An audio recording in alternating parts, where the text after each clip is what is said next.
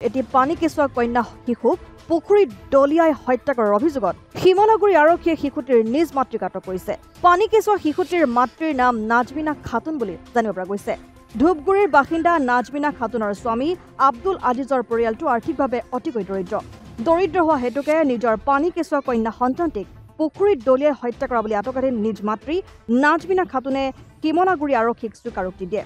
যি সময়ত চৰকাৰে বেটি বচাও বেটি পঢ়াও শীৰ্ষক শ্লোগান দি কন্যা সন্তানক শিক্ষাৰে শিক্ষিত কৰিবলৈ বিভিন্ন আঁচনি প্ৰৱৰ্তন কৰিছে, সেই সময়তে নিজ মাতৃয়ে নিজৰ পানী কেঁচুৱা কন্যা সন্তানক পাষাণ মাতৃয়ে পুখুৰীত দলিয়াই হত্যা কৰা ঘটনাই সমগ্ৰ অঞ্চলটোত চাঞ্চল্যৰ সৃষ্টি কৰিছে। উল্লেখ্য যে নিজৰ কন্যা সন্তানক পুখুৰীত দলিয়াই হত্যা কৰা নাজমিনা খাতুনৰ এটি ৩ বছৰীয়া পুত্ৰ সন্তানো আছে। অতি দৰিদ্ৰ হোৱাৰ বাবেই নিজৰ পানী কেঁচুৱা সন্তানটিক পাষাণ মাতৃয়ে হত্যা কৰাত সমগ্ৰ অঞ্চলটোৰ সৰ্বসাধাৰণ ৰাইজে আশ্চৰ্য প্ৰকাশ কৰিছে। কালি এই চাঞ্চল্যকৰ ঘটনা সংঘটিত হোৱাৰ পাছত শিমলাগুৰি আৰক্ষীয়ে ক্ষীপ্ৰতাৰে তদন্ত কৰি কন্যা শিশুটিৰ হত্যাকাৰী পাষাণ মাতৃক কৰায়ত্ব কৰিবলৈ সক্ষম হোৱাত অঞ্চলটোৰ ৰাইজে আৰক্ষীৰ শলাগ লৈছে।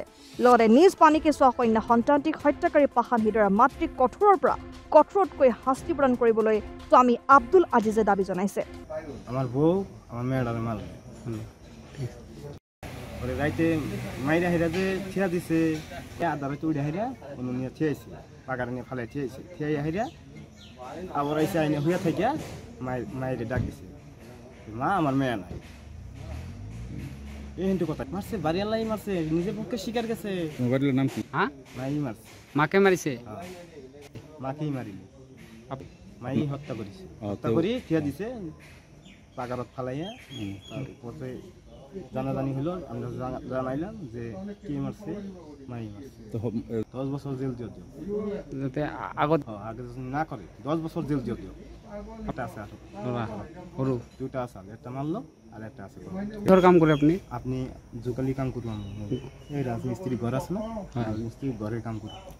অসম আদিত্য, বৰপেটা।